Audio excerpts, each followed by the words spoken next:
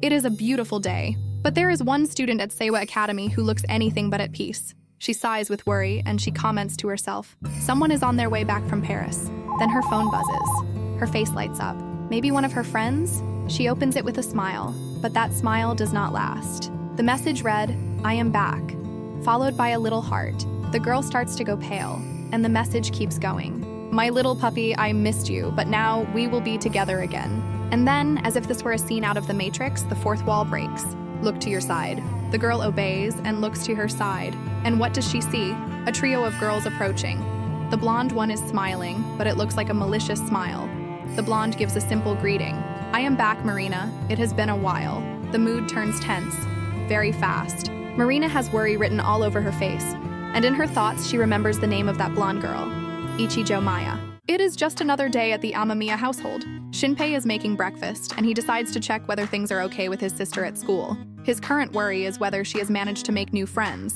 Akane, as usual, answers with another question. Why is her brother asking this? Is it concern? Shinpei does not argue and confirms it. Akane having friends at school matters a great deal. And once again, Akane answers the question with another question and a provocation. She wears a mischievous smile and look, and sends her sly question to her brother. Shinpei-chan, I have been wondering for a while now, but why do you care about me this much? Could it be that you are in love with me? Shinpei is caught off guard by what Akane just said. They are brother and sister. What exactly does she mean by that question? Akane says it is not normal for brothers to care this much about their sisters. Shinpei pushes back against his sister's accusation. He is her guardian. There is nothing suspicious about what he does. But Akane is a difficult person, and she decides to provoke her brother a little more. Blood starts pouring from Shinpei's nose. Akane takes this as undeniable proof that she was right, and that her brother is not qualified to be her guardian. Akane then changes the subject and starts looking for something in the cabinet. Shinpei is still recovering from the teasing. His sister seems completely unbothered by his presence. Shinpei is a trustworthy person, but he is still a healthy young man, and the two of them are not blood siblings. Fight against your nature, Shinpei. Did you not just say minutes ago that the two of you were siblings? You certainly do not look like someone looking at his sister right now. Akane finds what she was looking for. It was a black swimsuit. Shinpei is off in the corner punishing himself for having fallen into temptation, even if only for a few seconds. Shinpei comments that it is just a swimsuit. He does not understand why Akane is so excited. She says that today there is swimming class at school, and they will be heading to the pool. Once again, Shinpei is betrayed by his own body. As Akane heads out to her classes, Shinpei starts drooling at the mere thought of a swimming class at a girls' school. Akane was already out on the street when, from the counter, Shinpei calls out one last piece of advice. He asks Akane to make new friends at school, and then introduce them to him. Akane smiles, this time with no mischief, and agrees with her brother. Shinpei is always surprised by how pretty his sister is, and he honestly hopes she manages to fit in better at school. And so, let us visit Seiwa Academy for another day of class. As Akane said, today the girls have swimming class, but they are relaxed, chatting. One of the bullies from the last arc is updating Maya on the events with the monster girl. Maya is thoughtful about those events. She has not met Akane yet, but she is certainly curious about the transfer student. But soon her attention shifts to someone even more interesting to her. And that someone is Marina, who was also by the pool and seemed distracted. Maya cannot resist the temptation to mess with Marina, who is off in her own world, and suddenly she shoves the innocent girl. Marina falls into the pool from the force of the shove. Maya puts on a fake look of concern, while her cronies just laugh. Maya keeps the fake show going. She claims her earring fell somewhere.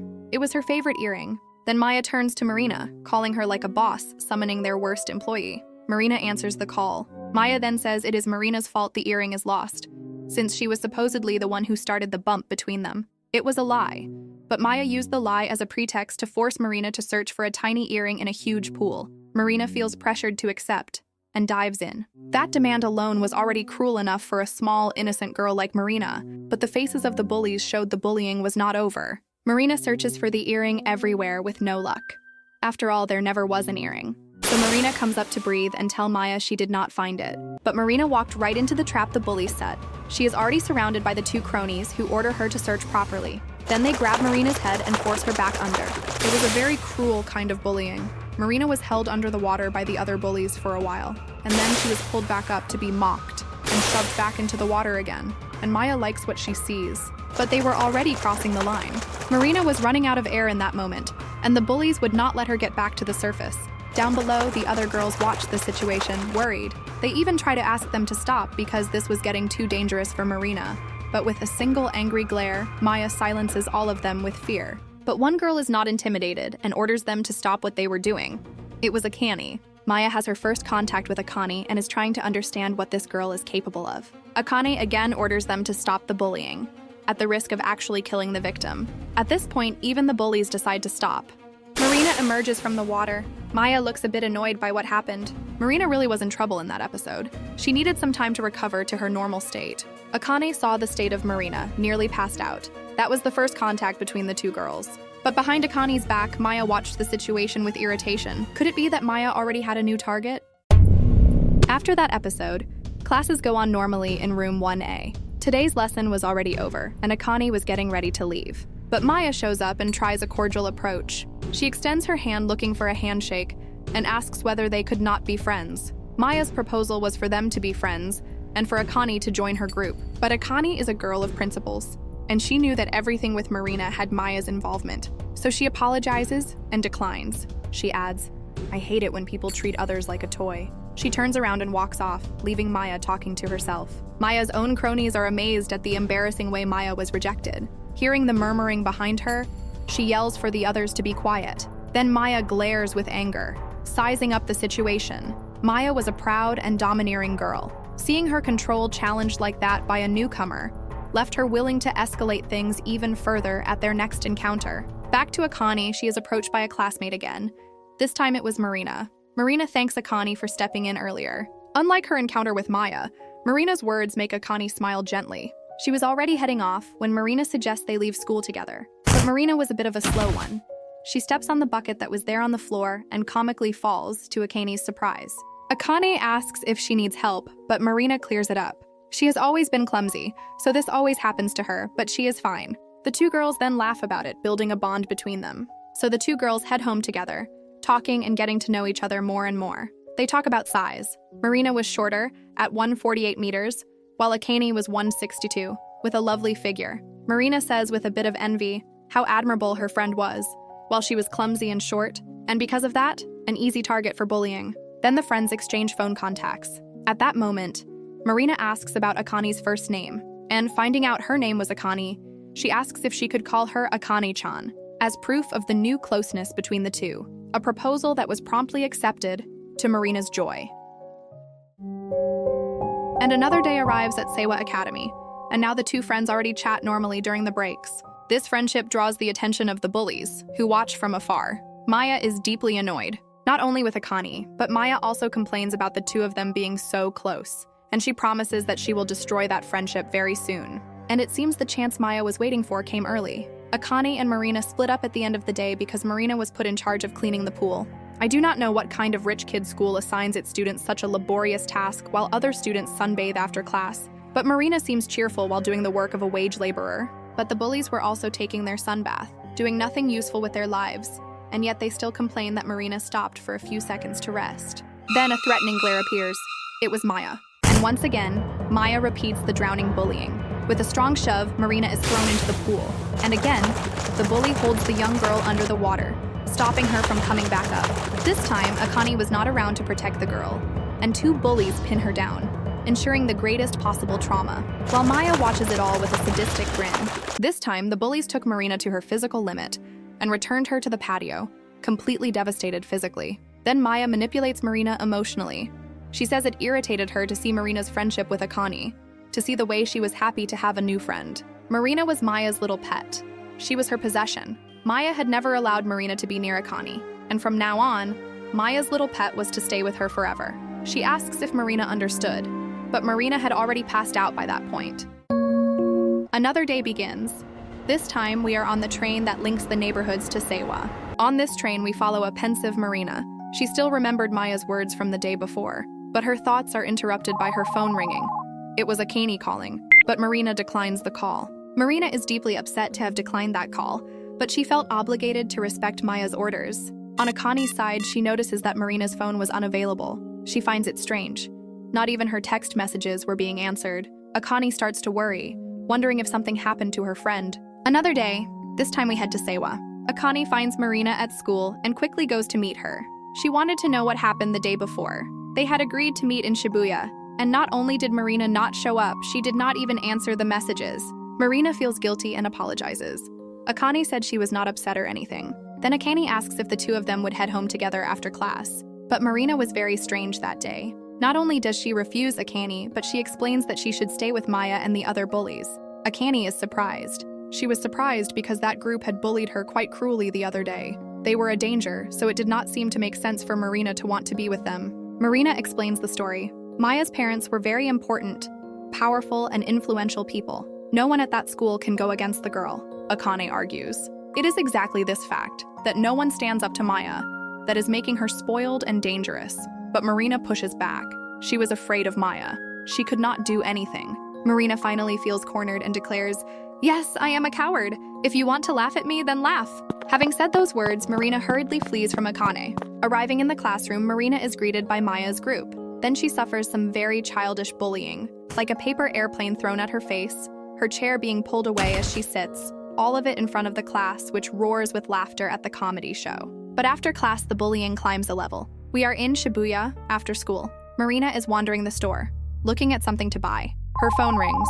She answers, and without introducing herself, a message comes direct. Steal one of the videos and bring it outside. Marina looks to the side. Obviously, this was another of Maya's games. Marina still tries to argue, tries to convince Maya to drop it, but with no success. Maya tells the girl to shut up and do what she was told. Marina had no choice but to commit the theft. First, she checks where the store clerk was, whether he was distracted. When she realized she had an opening, she quickly went to the counter with the tapes and subtly grabs one and tosses it into her bag. The clerk thinks Marina seemed to be doing something suspicious. Item secured, Marina does not even bother to hide it anymore and just runs toward the exit. As soon as she leaves the store, the alarm goes off, and everyone there realizes someone had stolen something.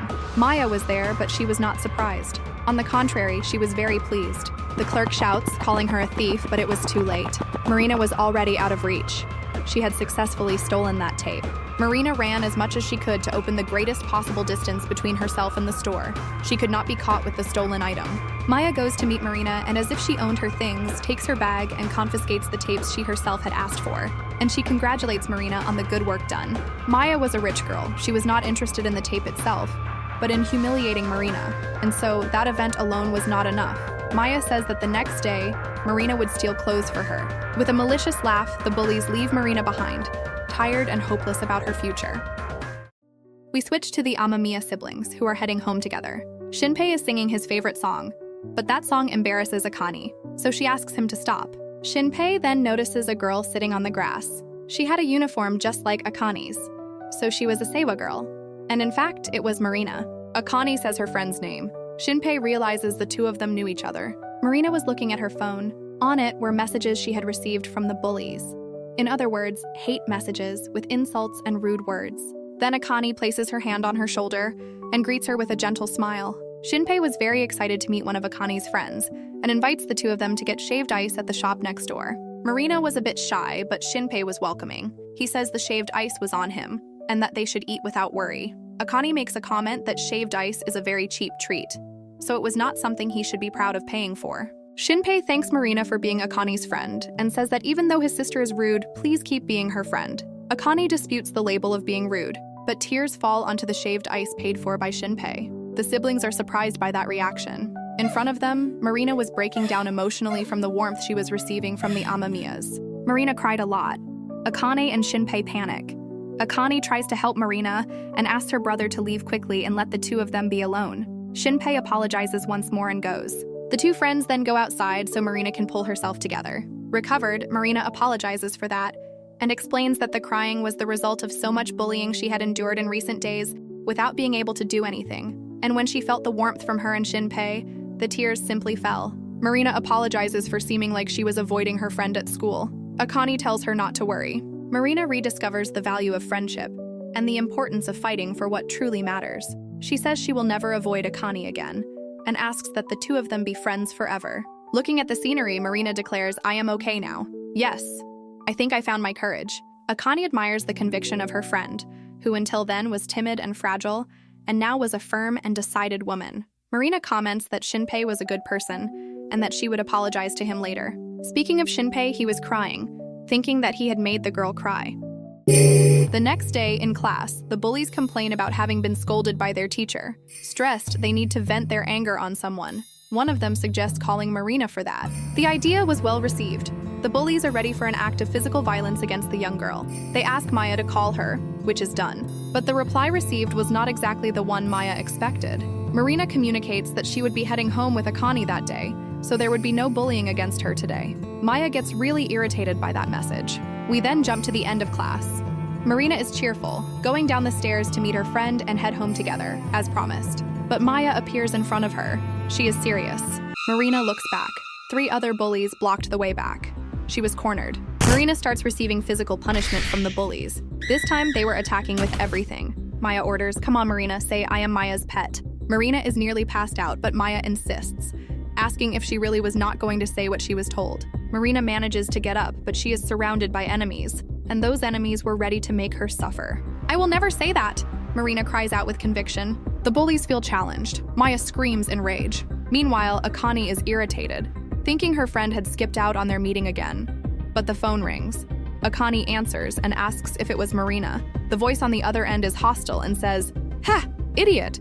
It is not her." Akane asks who it was. Maya then says she had Marina with her and asks if Akane did not want to come and see what was happening there. Akane gets worried and runs to the indicated place. At the location, we see the result of the bullying carried out, and that group had gone past the limits, and even they were worried about whether the girl was alive. Marina was bleeding on the floor. Maya was indifferent to her condition.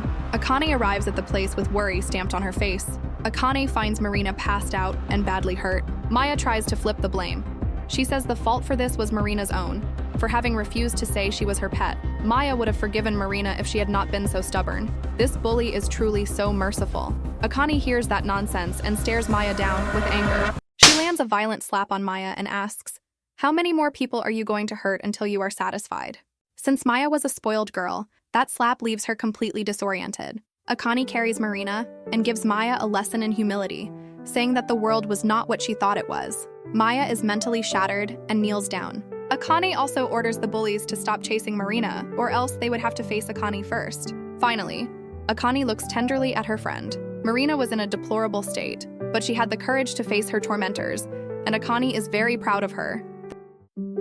The next day, we head to the Takaoka workshop where one person is very happy to have received a bento from a Seiwa student. Marina had prepared the food to apologize and to thank him for the shaved ice the other day. Akane uses her teasing face to comment on her brother's luck.